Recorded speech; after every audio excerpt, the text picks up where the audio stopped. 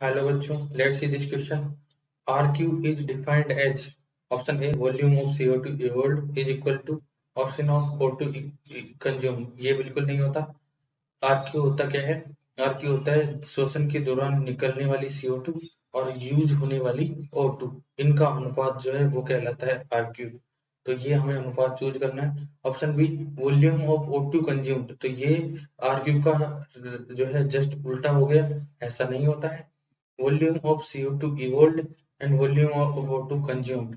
ये सही लिखा हुआ. O2 कंज्यूम होती है, CO2 evolve होती है. ये जो रेशियो है वो RQ कहलाएगा. Option D volume of O2 evolved. O2 evolved photosynthesis में होती है, रेस्पिरेशन में नहीं होती. तो ये जो है ये बात अपने को ध्यान रखना है. O2 कंज्यूम जो है होती जरूर है रेस्पिरेशन में, बट जो है वो कंज्यूम हुई O2 का वॉल्यूम जो है वो नीचे रखा जाता है, VO2, और ऊपर लिखा जाएगा VCO2. या आयतन ना लेकर अपन इसमें मोल भी ले सकते हैं. तो दिए गए क्वेश्चन में फाइनल आंसर होगा option C volume of CO2 evolved upon volume of O2 consume is this ratio is known as respiratory coefficient. And ये जो कार्बोहाइड्रेट के लिए ये जो रेशियो होता है वो 1 होता है.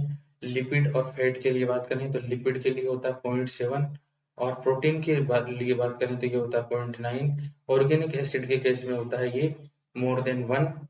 और अपन बात करें कि अनारोबिक रेस्पिरेशन में कितना होता है ये, तो अनारोबिक रेस्पिरेशन में CO2 तो निकलती है लेकिन O2 यूज नहीं होती, जीरो होती है. तो अगर एक CO2 भी निकलती है उसमें जीरो का भाग लगाएंगे तो ये हो जाएगा इन्फिनिटी. तो मैक्सिमम RQ किसके लिए होता है? अनएरोबिक रेस्पिरेशन के लिए होता है, क्योंकि वहां पर जो है O2 यूज होती ही नहीं है. इसलिए O2 का मान जब जीरो रखेंगे और जीरो को किसी भी संख्या में भाग लगाएंगे तो इनफाइनाइट आंसर आता है. तो सबसे ज्यादा RQ किसका होता है?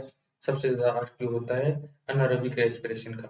तो दिए गए क्वेश्चन में फाइनल आंसर है option C. Best of luck.